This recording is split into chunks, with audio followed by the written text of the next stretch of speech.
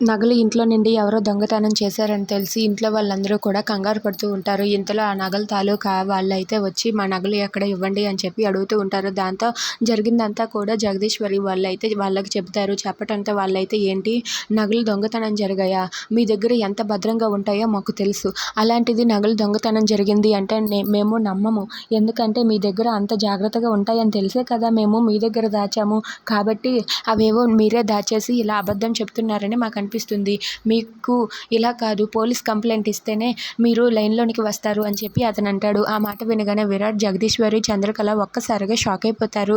ఇక అక్కడ ఉన్న శ్యామల ఇలా అంటూ ఉంటుంది, వీళ్ళు చెబుతున్నది నిజమేనండి, అవి దొంగతనం జరిగాయి, అవి ఎలా జరిగాయి ఏంటో త్వరలోనే తెలుసుకొని మీ నగలు మీకు దొరికేలా చేస్తామండి అని చెప్పి అంటూ ఉంటుంది.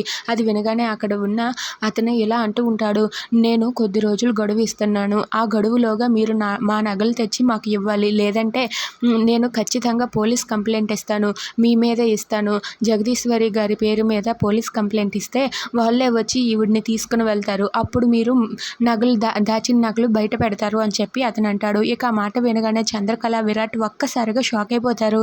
ఇక శాలిని అయితే చాలా సంతోషిస్తూ ఉంటుంది. If you like this video please subscribe our channel.